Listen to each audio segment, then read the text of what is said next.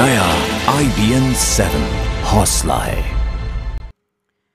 नमस्कार, आपके साथ मैं हूं तेजस्वी चंडोक नैयर। IBN 7 पर सुबह 10 बजे उत्तर प्रदेश का आपको हाल बताते हैं, जहां पे महिलाएं सुरक्षित नहीं है, ये एक बार फिर से साबित होता है। उत्तर प्रदेश के अखिलेश शासन में अपराधियों के हौसले बुलंद हैं। यूपी के मैनपुरी में एक महिला और उसकी बेटी के साथ गैंगरेप की वारदात हुई। गैंगरेप की इस खौफनाक वारदात में मां और बेटी दोनों की मौत हो गई। इस मामले में मैनपुरी पुलिस पर भी सवाल खड़े हो रहे हैं। मृतक महिला के पति ने स्थानीय पुलिस पर लापरवाही बरतने का आरोप लगाया है। पति का आरोप है कि मां बेटी के लापता होने की शिकायत मिलने के बावजूद पुलिस ने कुछ नहीं किया। गुहार लगाने के बावजूद पुलिस ने रिपोर्ट दर्ज नहीं की, जिसके 8 दिन बाद मां बेटी सड़क के किनारे बेहोश पड़ी मिली। जिला अस्पताल ले जाने पर डॉक्टरों ने मां को मृत घोषित कर दिया। वहीं PGI सफाई में इलाज के दौरान बेटी की भी मौत हो गई। मृत महिला के पति के मुताबिक पड़ोसी के रिश्तेदार ने उसकी पत्नी और बेटी को बहला फुसलाकर अगवा किया और गैंगरेप किया। पति ने यह भी आरोप लगाया कि गैंगरेप के बाद दोनों को जहर दिया गया। खबर आने के बाद पुलिस ने कल गुमशुदगी का मामला दर्ज किया, जिसे आज बलात्कार के मामले में तब्दील किया गया। फिलहाल पुलिस के जो आरोपी हैं वो पुलिस की पहुंच से काफी दूर हैं और पुलिस ने आरोपी के पिता को हिरासत में लिया है। रुक करते हैं हमारे सहयोगी शलभ मणि त्रिपाठी का। शलभ, सबसे पहले विस्तार से बताइए और क्या कुछ जानकारी आपके हाथ लगी? देखिए, मैनपुरी का ये इलाका है और मैनपुरी के बारे में बता दूंगा कि मुलायम सिंह यादव और समाजवादी पार्टी का गढ़ है। खुद मुलायम सिंह यादव यहाँ से सांसद हैं और यहाँ पे ये घटना हुई है, बहुत ही दर्दनाक घटना हुई है। माँ बेटी को 8 दिन पहले अगवा किया गया और जब उनके परिवार वाले थाने पर गए तो पुलिस ने बजाय इसके कि मुकदमा दर्ज करे, पुलिस ने उनको टरका दिया और ये कहा कि आप तलाश कीजिए उनकी, जाइए खोजिए, हम भी खोजने की कोशिश करते हैं। और इस बीच 8 दिन बाद माँ बेटी की दोनों जो है गंभीर हालत में सड़क के किनारे पड़ी हुई पाई गई। जब लोगों ने बताया तो परिवार के लोग पहुंचे, दोनों को अस्पताल ले जाया गया, जहां पर माँ की मौत हो गई और जो बेटी है वो गंभीर हालत में, उसको PGI में एडमिट किया गया, सफाई की PGI में, जहां उसकी भी देर रात मौत हो गई है। माँ की उम्र 38 साल थी और बेटी की उम्र 16 साल थी। और बेटी ने मरने से पहले जो कहानी बताई है पुलिस को और मजिस्ट्रेट को जो बयान दिया है, वो अपने आप में काफी हैवानियत वाला कहानी है पूरी की पूरी। उसने ये बताया है कि कुछ लोगों ने अगवा किया और अगवा करके ले जाने के बाद माँ बेटी के साथ बलात्कार किया गया, गैंगरेप किया गया और उसके बाद माँ को और बेटी दोनों को जहर दे दिया गया। अब पुलिस पोस्टमार्टम रिपोर्ट का इंतजार कर रही है, पोस्टमार्टम रिपोर्ट में कैसी रिपोर्ट आती है। लेकिन पूरी घटना को लेकर मैनपुरी की पुलिस सवालों को घेरे में है, क्योंकि 8 दिन पहले हुई इस वारदात में पुलिस ने कोई रिपोर्ट दर्ज नहीं की, कोई कोशिश नहीं की, कोई प्रयास नहीं किया और घर वाले ये बताते रहे कि उनको किन पर शक है, लेकिन इसके बावजूद पुलिस ने कोई कार्रवाई नहीं की। शलभ, जिस तरह का रेप कल्चर लगातार यहाँ पे उत्तर प्रदेश में बढ़ता जा रहा है, ये अपने आप में बहुत ही चिंता वाला विषय है। चाहे मोहनलालगंज का हमने देखा था 25 वर्षीय महिला के साथ जिस तरह से रेप की घटना सामने आई थी, 13 और 16 साल वर्षीय लड़कियों के साथ यहाँ पे मैनपुरी में ही 2013 और 14 में रेप की घटनाएं सामने आती हैं। ये तो वो मामले हैं जो कि मीडिया में आए, लाइमलाइट में आए, उठाए गए, लेकिन ऐसे कई वारदातें लगातार हो रही हैं। उस पर भी पुलिस का रवैया देखिए कि रिपोर्ट नहीं दर्ज की जाती है जब गुमशुदगी के लिए परिवार वाले जाते हैं उनके पास। देखिए तेजस्वी, लखनऊ की मैं बात करूं तो लखनऊ में अभी 6 दिन पहले 2 साल की बच्ची के साथ, 2 साल की बच्ची जो अपनी माँ के साथ प्लेटफॉर्म पे सोई थी, उसके साथ रेप किया गया और जो लोग थे वो रेप करके भाग गए। सोचिए अपने आप में, जब सूबे की राजधानी में इस तरह की घटनाएं हो रही हैं, पूरे प्रदेश का क्या हाल है ये आप समझ सकती हैं। लगातार इस तरह की वारदातें पूरे प्रदेश से सुनने को मिल रही हैं और ये जो घटना ये अपने आप में ये बताती है कि पुलिस का रवैया कितना खराब है। ये कहा जाता है कि कोई भी पीड़ित पक्ष थाने पर पहुंचे तो फौरन उसकी फरियाद सुनी जाए, फौरन उसकी शिकायत दर्ज की जाए, लेकिन माँ बेटी दोनों को अपहरण किया गया, परिवार वाले चक्कर काटते रहे, लगातार गुहार लगाते रहे, खड़पते रहे। इसके बावजूद पुलिस ने मुकदमा दर्ज करने की कोई जरूरत नहीं समझी और ना ही माँ बेटी को बरामद करने की कोई जरूरत समझी। नतीजा ये हुआ है कि दोनों के साथ गैंगरेप हुआ है, दोनों की मौत हो गई है और अब पुलिस जाके, जब दोनों की मौत हो गई है तब जाकर पुलिस सक्रिय नजर आ रही है, तब पुलिस एक्टिव नजर आ रही है। बहुत साफ है कि लॉ एंड ऑर्डर को लेकर जो हमेशा से सवाल उठते हैं समाजवादी पार्टी की सरकार पर, वही सवाल इस बार भी उठ रहे हैं। जो गुंडे हैं वो हावी हैं, पुलिस का मनोबल डाउन है, पुलिस काम नहीं करना चाहती, पुलिस का जो रवैया है वो टाल मटोल करने वाला है और इसके चलते लगातार इस तरह की घटनाएं हो रही हैं। चाहे वो सीतापुर की आप बात कीजिए, चाहे राजधानी लखनऊ की बात कीजिए या फिर मैनपुरी और बदायूं जैसे इलाकों की बात कीजिए।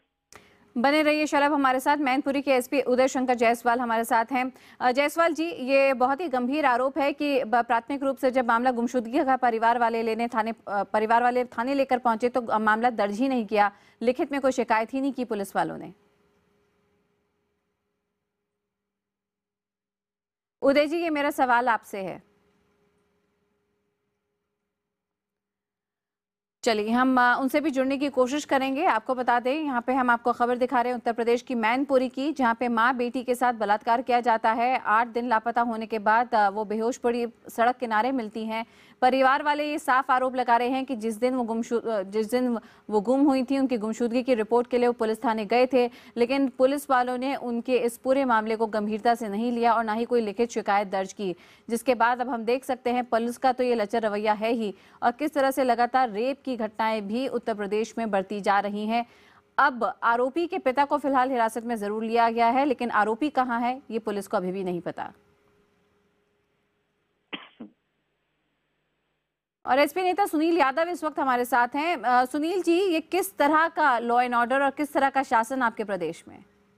देखिए, इसमें लॉ एंड ऑर्डर का सवाल नहीं है। सवाल ये है कि घटना बहुत दर्दनाक जरूर है, लेकिन क्योंकि जो माननीय मुख्यमंत्री जी ने उत्तर प्रदेश, सुनील जी माफ करिए आपको यहाँ रोक रही हूँ, लेकिन लॉ एंड ऑर्डर का सवाल इसलिए है क्योंकि जब परिवार वाले गुमशुदगी की रिपोर्ट नहीं इसलिए है क्योंकि पुलिस वालों के पास जब परिवार वाले गुमशुदगी की रिपोर्ट दर्ज कराने जाते हैं तो पुलिस वाले कोई भी लिखित शिकायत दर्ज नहीं करते, जबकि पुलिस मना कर ही नहीं सकती एफआईआर करने से।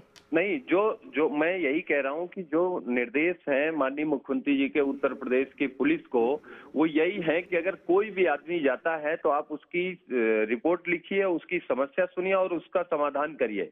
ये समस्या है और यहाँ कहीं न कहीं पुलिस की लापरवाही जरूर है।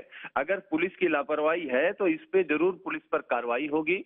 और नामजद रिपोर्ट एक लोगों को लड़की ने पहचाना था, उसका नाम लिया है और उसके साथी भी अज्ञात हैं, लेकिन पुलिस अपना काम कर रही है और मुझे उम्मीद है कि 1-2 दिन में सारे अपराधियों को पकड़कर जेल में भेजने का काम करेगी। सुनील जी, लेकिन बड़े अफसोस की बात है, पुलिस अपना काम कर रही है, सरकार के कड़े दिशा निर्देश हैं, खुद आप कहते हैं आपके मुख्यमंत्री के, लेकिन इन तमाम दावों के बावजूद हम देख रहे हैं कि किस तरीके से जो रेप कल्चर है वो समूचे उत्तर प्रदेश में लगातार बढ़ता जा रहा है। अकेले मैनपुरी में 3-4 मामले पिछले 2-3 सालों से हम गिनवा सकते हैं जब किस तरीके से बलात्कार की घटनाएं सामने आई।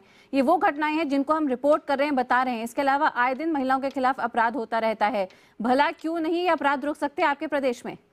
देखिए, ऐसा नहीं है। महिलाओं की सुरक्षा को लेकर 1090 भी काम कर रही है उत्तर प्रदेश में, और जहां पर इस तरीके की घटनाएं आई, सुनील जी आप पर वापस आती है और आपकी 1090 हेल्पलाइन के बारे में भी हम आपको बताएंगे, क्योंकि 2 रोज पहले ही आगरा की भी घटना सामने आई थी जहां पे महिला ने दावा किया था कि किस तरह से 1090 पर वो जब कंप्लेन करती हैं और पुलिस वाले उनकी बात नहीं सुनते हैं। इस वक्त हमारे साथ बीजेपी के प्रदेश अध्यक्ष लक्ष्मीकांत वाजपेयी भी साथ में हैं। लक्ष्मीकांत जी, स्थिति बद से बदतर होती जा रही है महिलाओं के लिए खासकर। निश्चित तौर पर आदरणीय मुख्यमंत्री जी 1090 का दम्भ भरते हैं, और कल तो नीदरलैंड में श्रीमती डिम्पल जी ने 1090 पर प्रोग्रेसिव सम्मेलन में बोला है।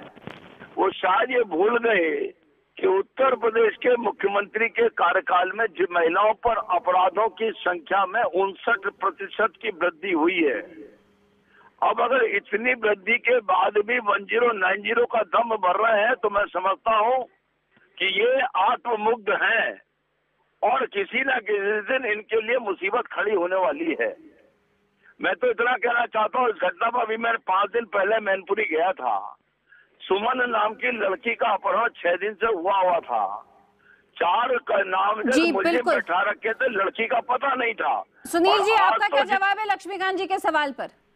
नहीं, देखिए, क्योंकि विपक्ष में जब अगर होते हैं आप, तो आपको आवाज उठाना और सड़क पर उतरना आसान होता है। जब सरकार में रहते हैं तो बड़ी जिम्मेदारी रहती है, और ये सच है कि अपराधी को सजा मिलना चाहिए, लेकिन उससे ज्यादा ये जरूरी है कि अपराधी के आड़ में कहीं बिना अपराध किए कोई आदमी, निर्दोष आदमी को सजा न मिल जाए।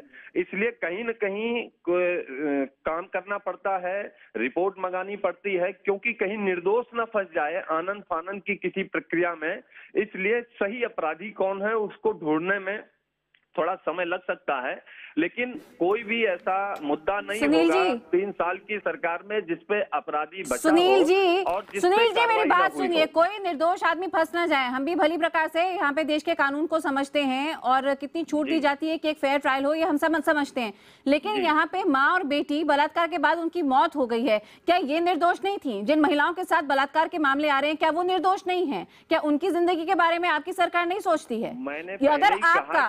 अगर यहाँ पे कोई आप डेक्ट्रिन क्रिएट क्रिएट घटना करें, है। अगर आप अपराधियों के मन में डर पैदा करें, अगर आपके प्रदेश में इतने कड़े कानून हो, सख्त कन्विक्शन रेट हो, पुलिस की तरफ से मजबूत केस बने, तो कैसे नहीं डर पैदा होगा अपराधियों के मन में? नहीं, पुलिस का डर है, और जहां पुलिस अपना काम ठीक से नहीं कर रही है, जिन भी जिलों में सूचना आई या रिपोर्ट आई या आप लोगों के माध्यम से जानकारी हुई, उन पर माननीय मुख्यमंत्री जी ने कार्रवाई की और उनको सजा दी है।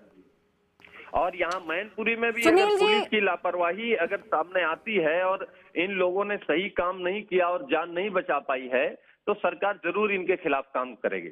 उम्मीद करते हैं कि आपकी सरकार काम करेगी। आप IBN 7 के साथ जुड़े, आपका बहुत बहुत शुक्रिया। रश्मिकांत जी, आप भी जुड़े, बहुत बहुत शुक्रिया। शलभ, तमाम जानकारी के लिए आपका भी बहुत